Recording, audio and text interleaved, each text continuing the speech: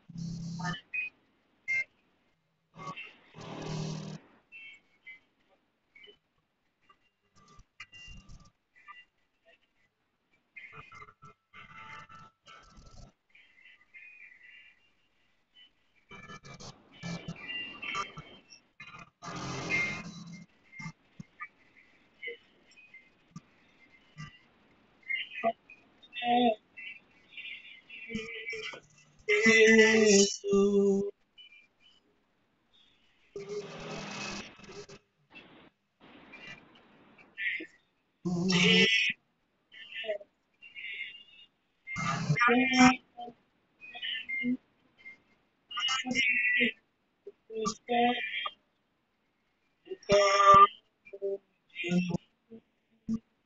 Amen.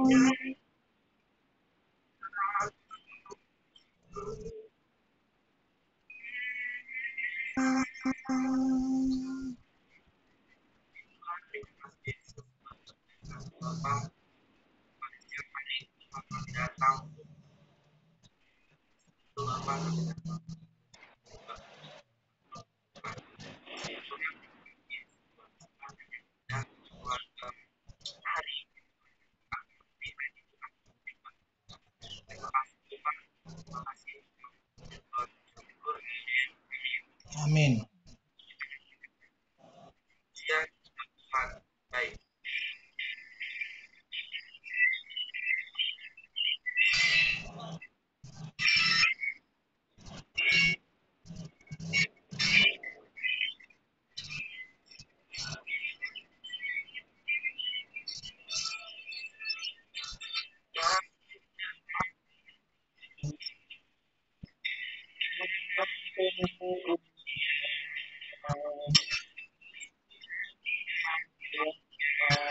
Nyanyi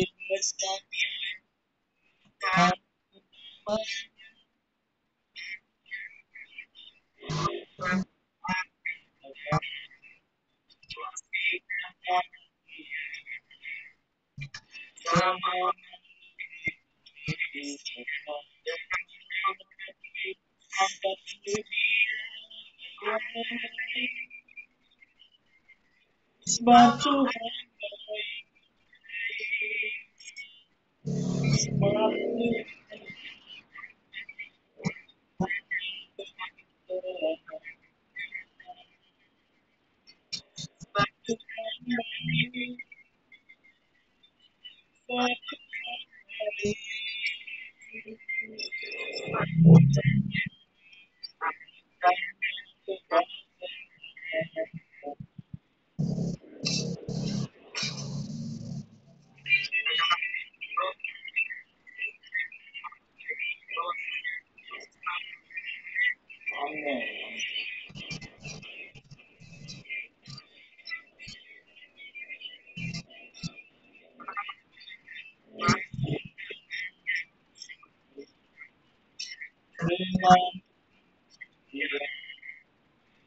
bersuka di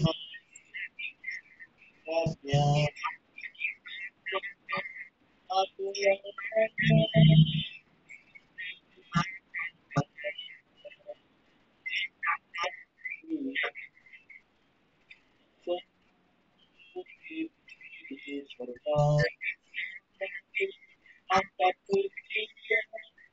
Tuhan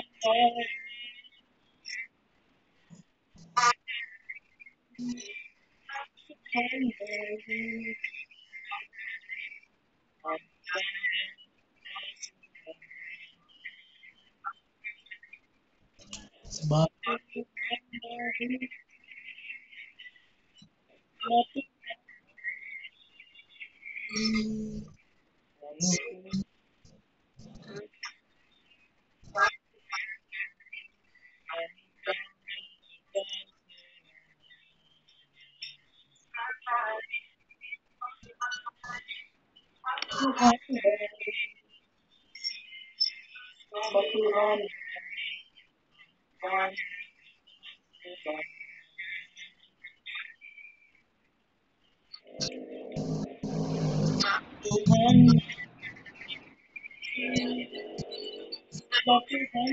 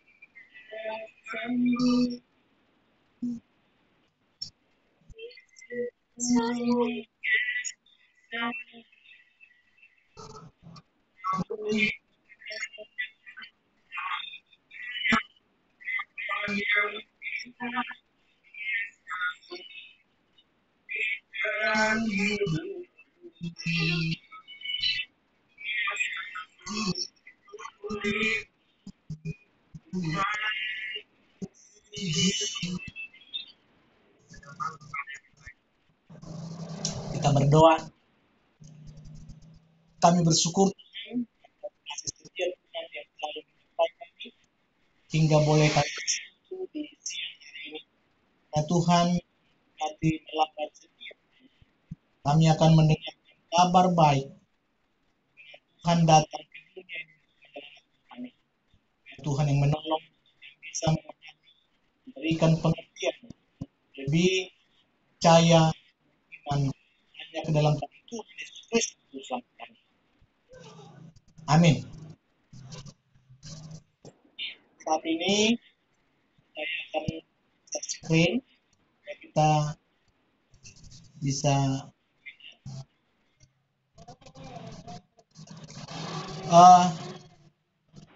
mungkin sudah ada yang sudah pernah kelas 10 atau kelas 11 dengarkan berita ini, tetapi biarlah untuk semakin menentukan kita semua yang belum pernah mendengar supaya lebih tahu apa yang mendasari kita mempunyai keyakinan bahwa kita telah memiliki hidup yang kekal kepada Yesus Kristus. Anak-anakku sekalian, mungkin kita tahu bahwa di dunia ini banyak yang tidak pasti. Hampir sesuatu di dunia ini semua tidak pasti. Tetapi ada sesuatu hal yang kita pasti alami. Tahukah apa yang mungkin anak-anakku sudah tahu apa yang kita sudah pasti? Ini percakapan dua arah, boleh dijawab. Tidak apa, nanti ada beberapa pertanyaan bisa dijawab ya. Apakah Anda tahu dengan apa itu? Kematian. Tentunya suatu saat kita akan pasti mati. Yang menjadi pertanyaan adalah ketika Anda dan saya meninggal dunia hari ini, apakah Anda yakin sudah pasti masuk surga? Yang menjawab, boleh dijawab. Ketika kita meninggal dunia hari ini, apakah sudah yakin pasti masuk surga? Tidak ya? Ada yang lain? Ada yang sudah yakin? Ada yang sudah yakin? Oke, ya. Saya juga dulu seperti itu. Ada pertanyaan satu lagi. Ketika kita meninggal dunia hari ini, lalu berdiri di pintu surga, lalu Allah bertanya, mengapa saya harus mengizinkan engkau masuk ke surga? Kira-kira apa jawaban Anda? Kalau kita sudah mati hari ini, lalu kita berdiri di pintu surga, lalu Allah bertanya, Mengapa saya harus mengizinkan engkau masuk surga? Kira-kira apa jawabnya? Boleh dijawab? Mungkin ada yang berkata dari kita, oh karena saya sudah beribadah dengan rajin, karena saya sudah menjauhi dosa. Bahkan mungkin kita berkata, karena saya sudah melakukan kebaikan. Tapi pertanyaannya, harus sebaik apakah kita supaya harus masuk surga? Ada yang bisa menjawab?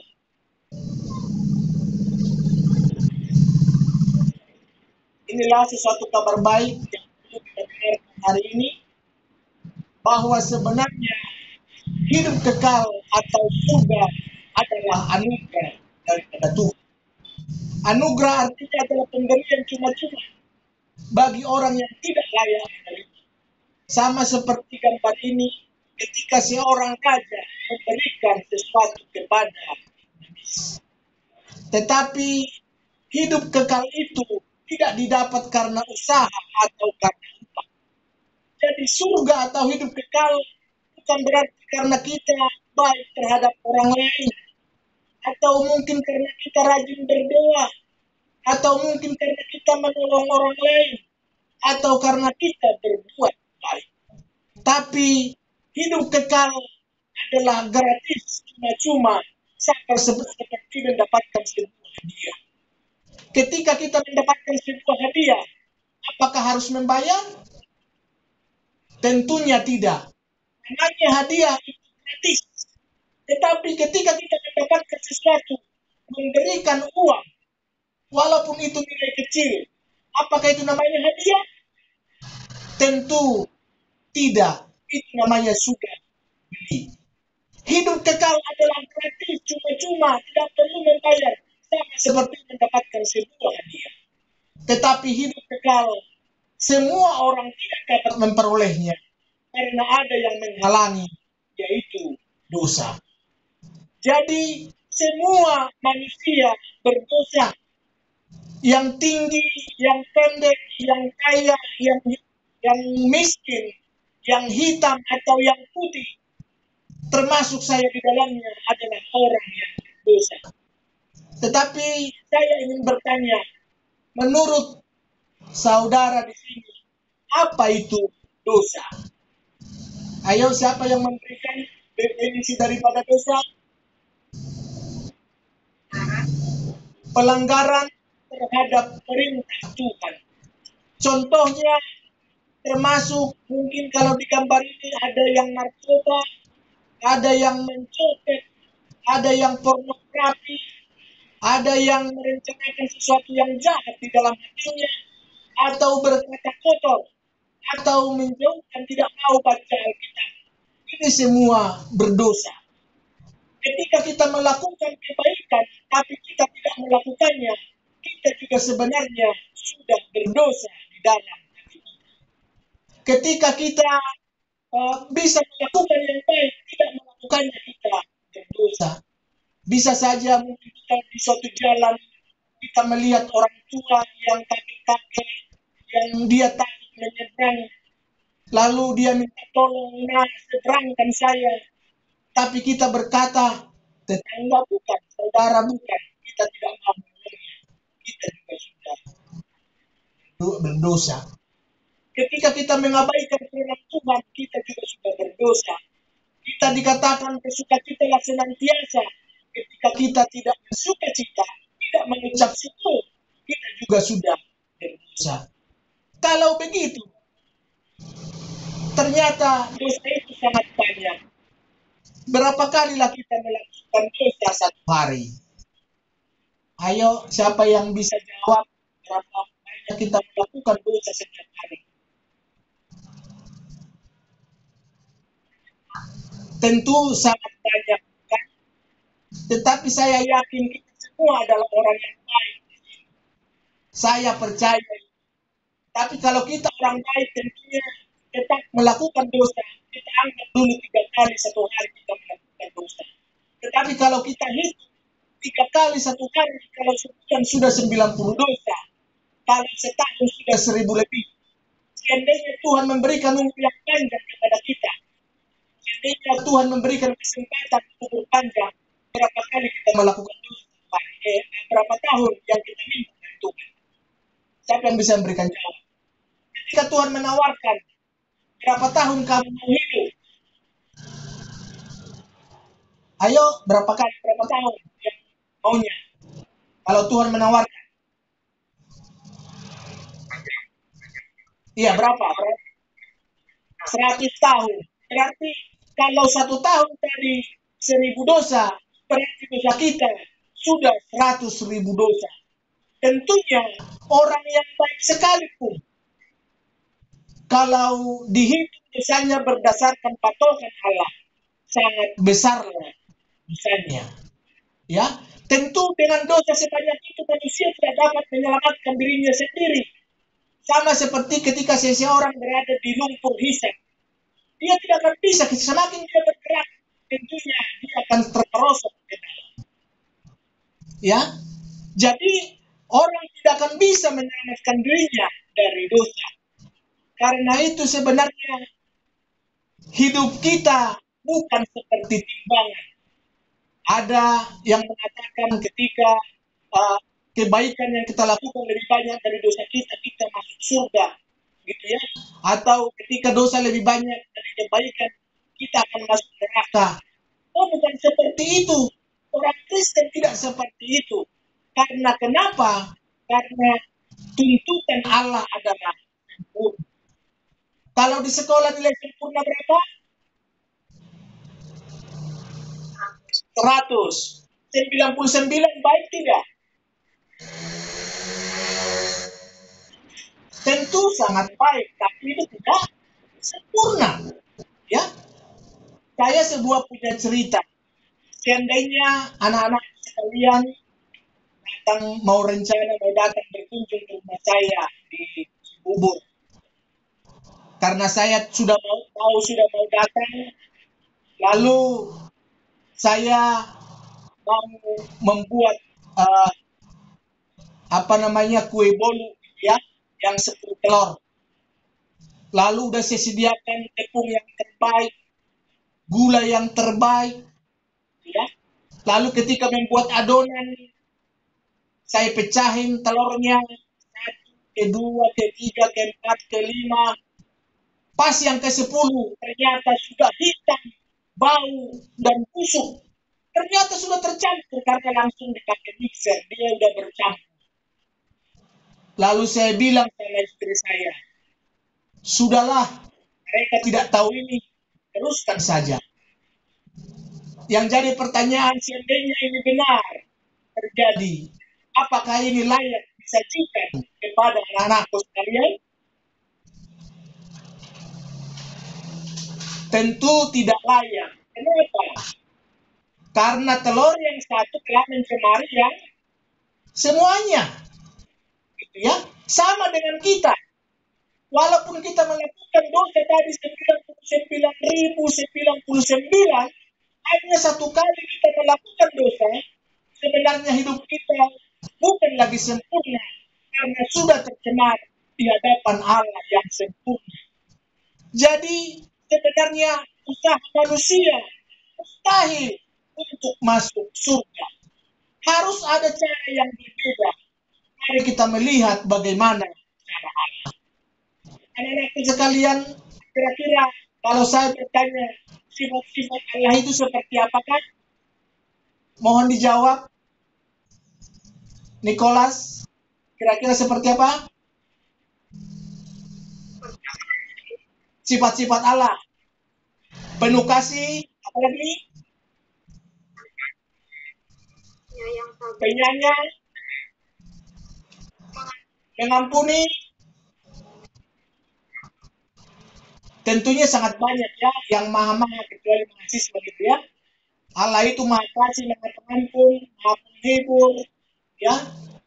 Tapi saya mau mengambil dua, bahwa Allah itu maha kasih dan maha adil. Setuju kan? Allah itu maha adil. Banyak orang yang salah pengertian tentang sifat-sifat Allah. Ada orang berkata bahwa Allah itu sama seperti seorang kakek. Kakek secara umum sangat sayang sama cucunya. Walaupun mungkin kacamata kakeknya dilempar, pasti kakek mengampuni, mengasihi cucunya. Kalaupun ibunya marah, pasti anaknya ini selalu dibela oleh cucunya. Banyak orang yang berkata seperti itu. Allah itu adalah Maha Kasih. Walaupun kita berdosa, pasti diampuni. Terlalu menekankan kasihnya, mengabaikan keadilannya. Itu pengertian yang salah. Tetapi Allah, ada juga orang yang salah pengertian tentang Allah seperti seorang polisi. Anak-anakku sekalian, kalau misalnya kalian dengan buru-buru pergi naik motor, lupa bawa surat-surat, lalu ada razia. Ketika ditangkap, apakah saudara bisa berkata, maaf Pak Polisi, saya lupa. Baru kali ini, selama ini saya tidak pernah lupa. Tolong maafkan saya. Seandainya dia polisi yang benar-benar menjalankan tugasnya, apakah membebaskan saudara? Tentunya tidak, pasti memberikan tilang. Begitu juga banyak orang yang berkata bahwa Allah itu sama seperti seorang polisi yang adil.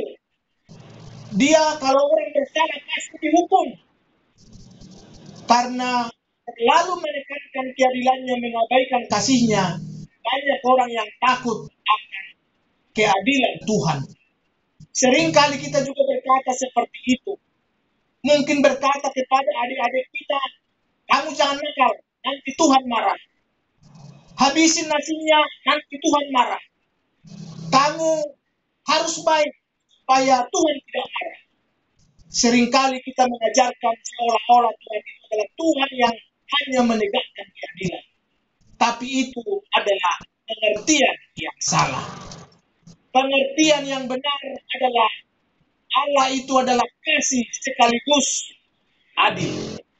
Ya, bahwa kasih sekaligus adil. Mungkin Allah yang kasih sudah paham. Allah yang mengasihi, Allah yang mengampuni, ya, Allah yang memaafkan kita. Tetapi saya mau cerita bagaimana Allah yang adil. Misalkan suatu ketika saya kena PHK, lalu 3 bulan saya nganggur, tidak ada uang pemasukan. Lalu saya terpaksa merampok. Karena merampok bukan profesi saya, dengan mudah saya ketangkap. Lalu pendek cerita, saya dibawa ke pengadilan. Di pengadilan, jaksa penuntut umum menuntut saya harus dihukumi 5 tahun penjara. Lalu saya minta pembelaan diri kepada hakim. Pak Hakim, saya mau membela diri. Berikan kesempatan. Lalu hakim memberikan kesempatan kepada saya. Dan saya berkata, Pak Hakim, ini bukan profesi saya. Saya udah kepepet, butuh saya uang, tidak ada lagi makan di rumah. Uangnya tidak ada terpakai, saya kembalikan semua. Tidak ada yang jadi korban. Saya mengaku salah. Saya tidak akan mengulangi lagi. Maafkanlah saya. Seandainya anak-anakku sekalian menjadi seorang hakim, apakah membebaskan saya? Ayo, siapa yang menjawab?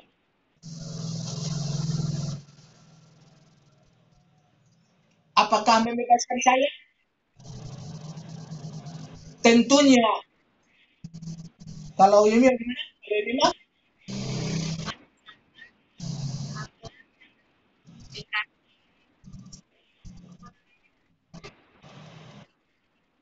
Pengajaran, Pak. Iya, betul. Artinya dikasih pengajaran tentu harus dihukum dong. Ya. Kalau orang yang merampok tidak dihukum, nanti negara ini tidak akan aman, akan merampok semua. Oh, tinggal ngaku salah. Oh, pasti dibebaskan. Tentunya orang yang bersalah harus dihukum. Artinya bahwa manusia saja memberikan hukuman yang adil kepada manusia.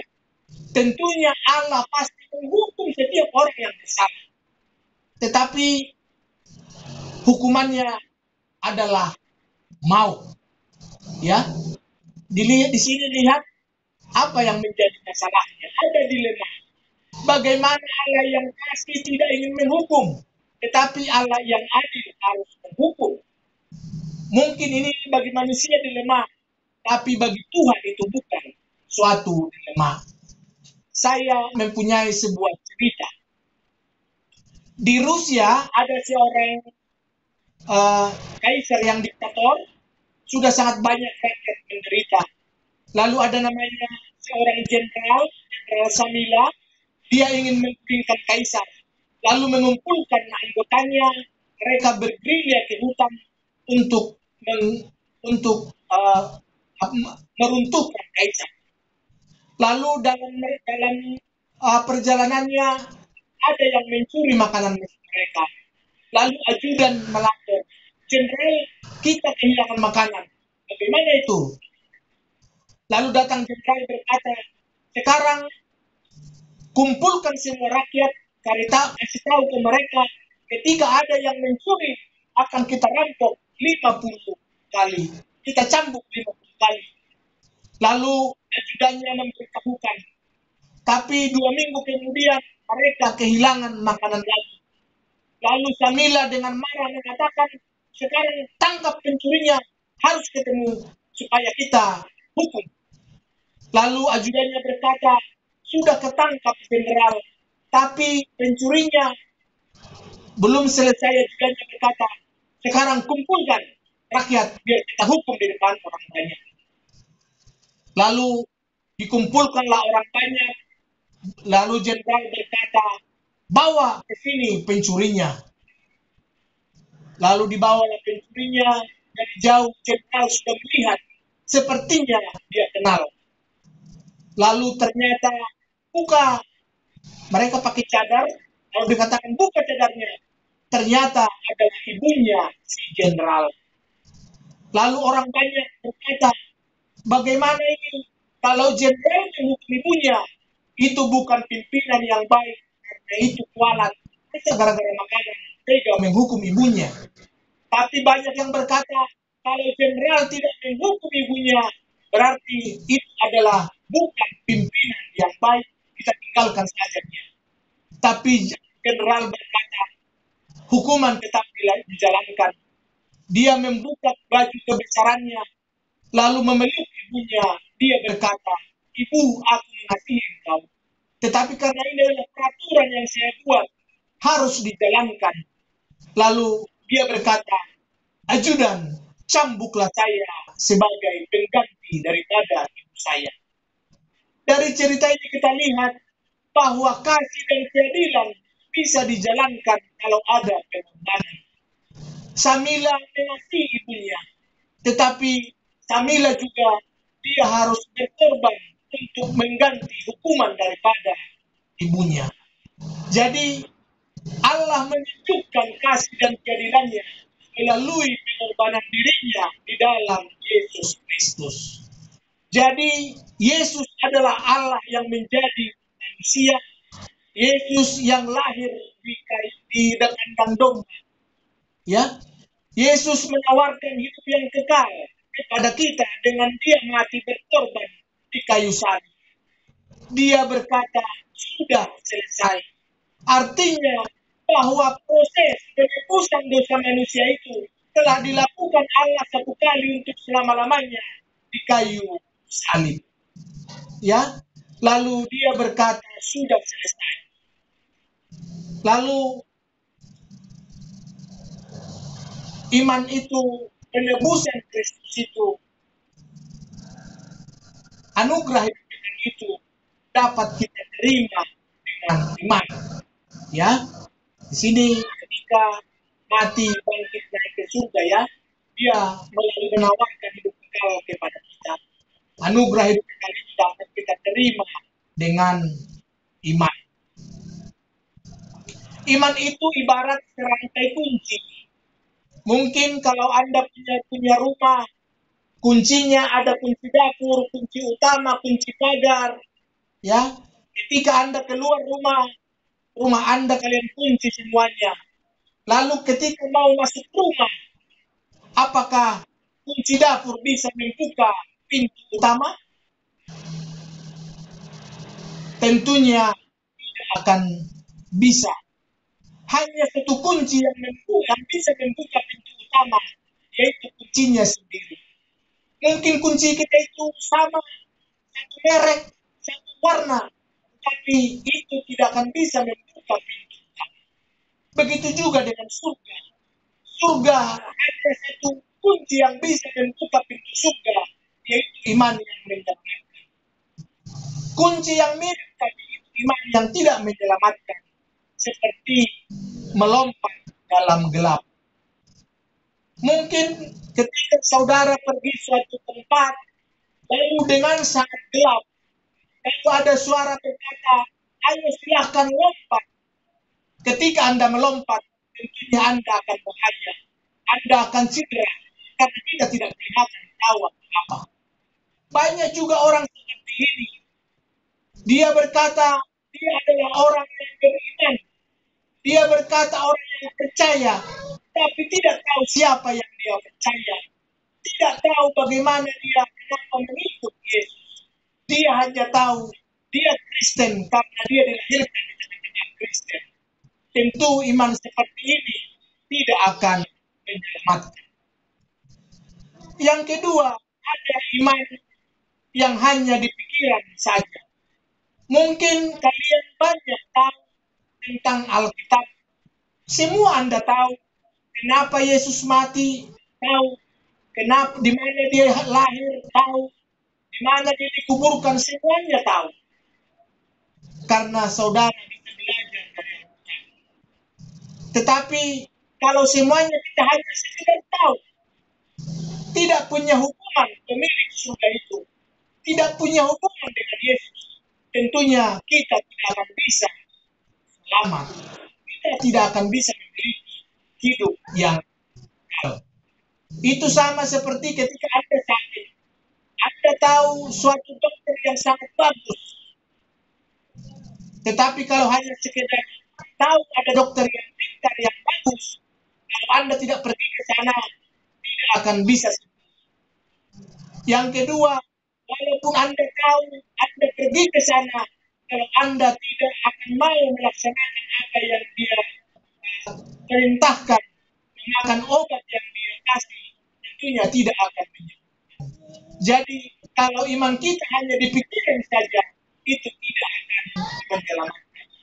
Yang ketiga, hanya iman sementara. Kita sudah tahu memang Tuhan itu adalah Tuhan yang baik. Kita sudah tahu ketika kita berdoa Tuhan akan melakukan. Ya, tetapi ketika kita mau masuk surga, kita berkata, saya harus berbuat baik. Saya harus membangun gereja. Saya harus menjadi pendoa siapa supaya saya bisa masuk surga. Tentunya kita tidak bisa menyogok Tuhan dengan keberadaan kita. Karena apa semua yang ada pada kita itu adalah pemberian dari Dia. Jadi kita tidak akan mungkin menyogok Tuhan. Jadi yang mau dikatakan adalah iman yang menyelamatkan adalah mengenal dan mengandalkan Yesus saja sebagai Tuhan dan Juru Selamat untuk memperoleh hidup yang kekal. Saya ulangi, iman yang menyelamatkan adalah mengenal dan mengandalkan Yesus saja sebagai Tuhan dan Juru Selamat untuk memperoleh hidup yang kekal. Bagaimana mengandalkan Yesus saja? Saya punya cerita. Ada seorang pemain narkoba namanya Mr. Blondin. Dia suka mengadakan pertunjukan di dalam gedung. Dia membentangkan kawat dari gedung ke gedung. Tetapi karena sudah biasa orang lihat, lalu dia pengunjungnya tidak banyak. Lalu dia membuat pertunjukan yang spektakuler. Dia mengadakan pertunjukan, dia terjun Niagara. Lalu dia membentangkan sebuah kawat. Lalu dia mau membawa gerobak dengan sekarung pasir. Ketika ditanya, apakah kalian percaya kalau saya membawa pasir satu karung bisa menyeberang? Yang sudah mengenal dia berkata kami percaya. Tetapi yang tidak mengenal berkata, oh kami tidak percaya. Lalu ketika blondin bisa menyeberang, ternyata semua tepuk tangan. Oh blondin hebat, bisa menyeberang membawa pasir dengan selamat. Lalu dia berkata, pertunjukan akan kita lanjutkan. Apakah kalian percaya saya bisa bawa manusia di dalam gerobak? Semua langsung berkata, pasti percaya, pasti bisa blondin membawa orang di dalam gerobak. Lalu dia bertanya, tadi waktu saya bawa pasir, kamu tidak percaya, bawa manusia percaya? Lalu dengan logika dia berkata, oh kalau orang bisa duduk seperti pasir di dalam gerobak, pasti bisa. Jadi kalian percaya saya bisa bawa orang di gerobak menyeberang? Semua berkata bisa percaya. Lalu kalau begitu siapa yang mau jadi relawan untuk masuk ke dalam gerobak? Tidak ada satu yang percaya. Semua punya dalih. Yang kecil berkata, kami masih mau sekolah. Yang dewasa, yang tua berkata, saya masih dibutuhkan anak-anak saya. Tidak ada yang mau. Tetapi ada satu anak berkata, saya mau. Lalu anaknya bisa naik ke dalam gerobak, lalu dibawa dengan lancar, tidak ada kendala atau apa. Lalu ada yang bertanya, oh, kamu anak yang berani sekali, kamu anak siapa? Dia berkata, saya anak Mister Blondin. Gitu ya. Oh, pantas. Lumrah. Kita juga sering berkata seperti itu. Kita juga berkata kepada orang bahwa kita adalah anak-anak Allah, anak-anak Yesus, anak-anak Tuhan. Tetapi apakah kita sudah setulusnya memberikan hati kita atau percaya kepada Dia? Ingat, ada orang berkata bahwa surga itu jauhnya hanya sejauh 30 cm. Bagaimana kepala kita dengan hati kita bisa sejalan? Ya, ketika mulut kita, kepala kita berkata percaya, tapi hati kita percaya. Apa beda orang banyak ini dengan anak kecil ini? Bedanya orang banyak ini hanya percaya di mulut, tetapi si blondin ini, anaknya blondin, betul-betul menyerahkan hidupnya kepada bapaknya. Karena dia percaya bapak tidak mungkin memberikan sesuatu yang jahat kepada anaknya. Begitu juga kita ketika kita percaya kepada Yesus. Yesus tidak mungkin memberikan sesuatu yang jahat kepada kita. Anak-anakku sekalian, apakah kalian memahami apa yang saya ceritakan dari awal sampai di sini? Paham ceritanya? Paham ya, bisa diikuti ya? Oke. Pertanyaan selanjutnya. Apakah kalian mau menerima hadiah hidup kekal atau surga dari Tuhan?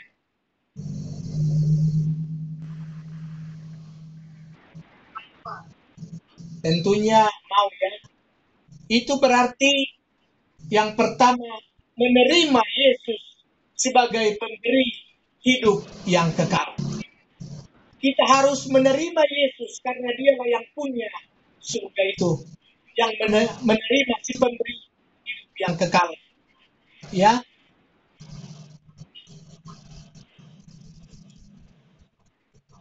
Yang kedua, mengalihkan pengandalan diri, mengandalkan Yesus untuk memperoleh hidup yang kekal. Kalau selama ini mengandalkan kebaikan atau usaha kita sendiri untuk masuk surga, sekarang kita mengandalkan Yesus, mengalihkan kepada Yesus, pemberi hidup yang kekal. Yang ketiga, menjadikan Yesus sebagai Tuhan secara pribadi dalam hati. Tidak ada Tuhan yang lain. Ya, seringkali kita melupakan Tuhan. Di sini diminta kita menjadikan Yesus sebagai Tuhan secara pribadi dalam hati. Tuhanlah yang mengontrol hidup kita. Ibarat pengemudi, Tuhanlah yang mengemudikan hidup kita. Bukan kita yang mengemudikan daripada Tuhan. Yang keempat, kita tobat. Tobat dalam arti bukan karena kita seorang penjahat, tetapi berbalik arah. Kalau selama ini kita membelakangi Yesus, kita berbalik arah menjadi pengikut Yesus. Apakah semuanya setuju?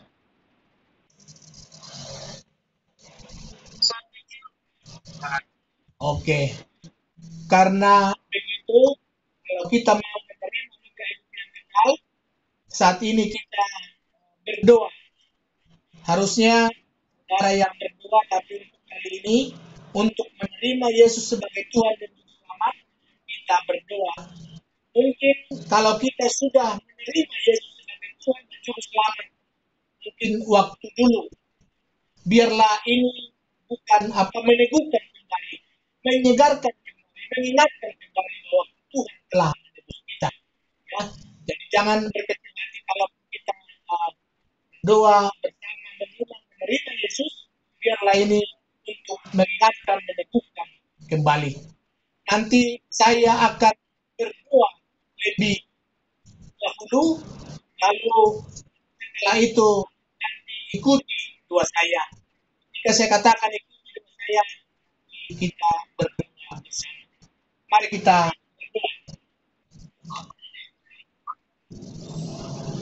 Tuhan Yesus, kami bersyukur atas kesempatan yang indah, kalau boleh kita bagaimana memperoleh hidup yang kekal yang Tuhan telah sediakan bagi kami.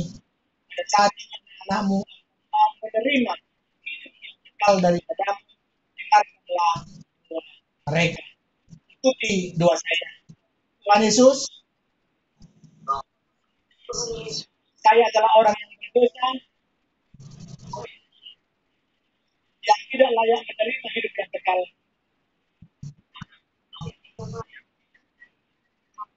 Pada saat ini, saya menerima Yesus sebagai Tuhan dan Juru Selamat saya. Sebagai Tuhan dan Juru Selamat saya. Saya akan menjadikan Yesus Tuhan satu-satunya dalam hati saya.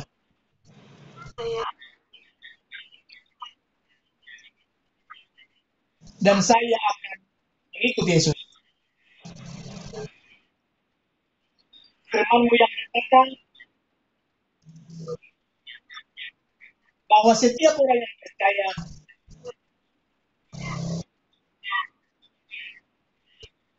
telah memiliki hidup yang kekal.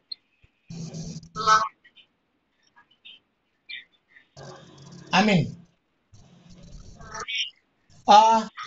Berdoa adalah sesuatu keputusan yang sangat baik ketika saudara berdoa pada hari ini. Apa yang Anda doakan itu telah terjadi. Itu telah nyata dalam kehidupan. Mari kita melihat bagaimana firman Tuhan yang mengatakan hal tersebut. Ini adalah Yohanes 6 ayat 47. Mari kita sama-sama bacanya. 1, 2, 3. Aku berkata kepadamu, sesungguhnya barang siapa percaya, ia mempunyai hidup yang kekal. Oke. Ini mengatakan bahwa Yesus yang berkata. Yesus berkata, sesungguhnya, sebenar-benarnya, siapa saja yang percaya, ia telah memiliki hidup yang kekal. Ya, mungkin bisa dicatat nanti, biar lihat apakah benar di ayat ini. Nggak ada dikatakan di sini Kalau kamu berbuat baik, kalau kamu rajin ke gereja, kamu masuk surga. Bukan seperti itu. Tapi dikatakan siapa saja yang percaya, ia mempunyai hidup yang kekal. Jadi kunci utama untuk masuk surga adalah percaya kepada Yesus. Ya, tetapi seringkali memang banyak orang yang membuat sulit, gitu ya. Misalnya seperti ini, mohon diperhatikan saya contohkan. Seandainya tangan kanan saya adalah tangan Allah, tangan Yesus, tangan kiri saya adalah manusia. Tadi ketika saya berdoa, Yesus langsung memegang saya dan saya memegang Yesus. Tapi berapa lama bisa bertahan? Tentunya kita bisa capek, ya, lepas. Lalu kita ada tenaga lagi, pegang lagi, lalu lepas. Kita juga selama hidup itu, ada kalanya kita pergumulan punya masalah lepas. Tapi lihat, tangan Tuhan selalu memegang kita. Ya, yang mau dikatakan adalah bahwa jaminan keselamatan kita bukanlah mengandalkan kesetiaan atau kekuatan kita yang rapuh dan mudah lelah, tetapi terus menerus mengandalkan tangan Allah yang teguh, yang tidak pernah lelah, yang setia memegang daripada tangan. Sekarang mari kita lihat apa yang dikatakan oleh firman Tuhan. Kalau kita buka Yohanes 10 ayat 28, kita buka Yohanes 10 ayat 28. Dia berkata, mari kita sama-sama baca. Aku memberikan hidup yang kekal kepada mereka dan mereka pasti tidak akan binasa sampai selama-lamanya dan seorang pun tidak akan merebut mereka dari tanganku. Ini juga yang berkata adalah Yesus. Yesus yang berkata bahwa siapa saja yang percaya, ya, bahwa dikatakan Yesus memberikan hidup yang kekal kepada mereka. Siapa mereka? Adalah orang yang percaya. Dan yang mereka yang percaya itu pasti tidak akan binasa. Dikatakan pasti tidak ada mudah-mudahan. Dikatakan di sini pasti tidak akan binasa sampai selama-lamanya. Bukan hanya tahun ini, bukan hanya tahun depan, atau 10 tahun, tapi dikatakan selama-lamanya. Dan seorang pun tidak akan merebut mereka dari tanganku. Ya, boleh kita ganti mereka dengan nama kita atau dengan Yesus. Yesus memberikan hidup yang kekal kepada Barita. Dan Barita pasti tidak akan binasa sampai selama-lamanya. Dan seorang pun tidak akan merebut Barita dari tangan Yesus. Ya, ini adalah janji Tuhan yang mengatakan kepada kita bahwa kepastian keselamatan kita sudah dijamin bagi orang yang percaya kepada Yesus. Tentunya banyak orang yang berkata, ya, kok enak banget? Berarti kita kalau berdosa boleh dong masuk surga? Bukan seperti itu. Artinya bahwa jatuh dalam dosa bisa saja kita di dalam manusia di dunia ini boleh. Tapi kalau kita hidup dalam dosa, tentunya itu berkata bahwa belum kita percaya kepada Tuhan. Ya, bisa saja mungkin kita akan dihajar Tuhan di dalam kehidupan kita. Ya, bisa saja. Tapi itu karena kasihnya. Jadi kita berbuat baik bukan karena masuk surga, supaya masuk surga, tapi kita berbuat baik karena apa? Itu adalah sebagai ucapan syukur. Kita berbuat baik bukan untuk masuk surga, tapi kita berbuat baik adalah ucapan syukur karena Tuhan telah menyelamatkan dan mengasihi itu adalah wujud daripada uh, kasih Tuhan kepada kita. Ya, yang menjadi pertanyaan sekarang, kalau begitu, karena kita percaya kepada Yesus, kita diselamatkan. Apakah nenek kita meninggal dunia hari ini? Apakah sudah yakin pasti masuk surga?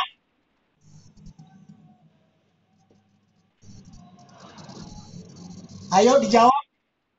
Tadi yang belum yakin setelah mendengarkan berita ini dan janji Tuhan, ketika kita meninggal dunia sekarang, apakah sudah yakin pasti masuk surga?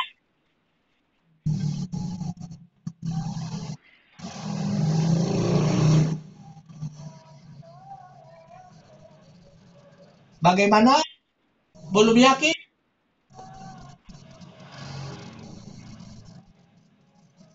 Ketika kita meninggal dunia hari ini, apakah sudah yakin pasti masuk surga?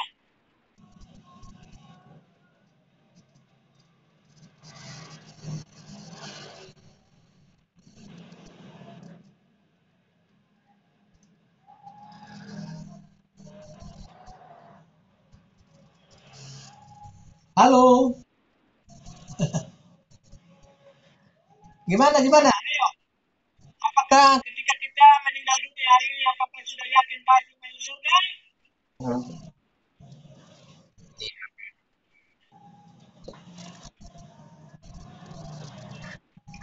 Gimana maksudnya?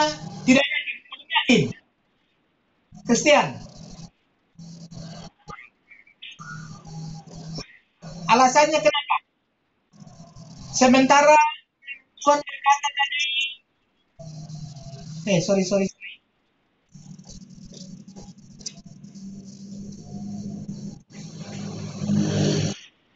Aku berkata kepadamu, sesungguhnya barang siapa percaya, ia mempunyai hidup yang kekal. Berarti apa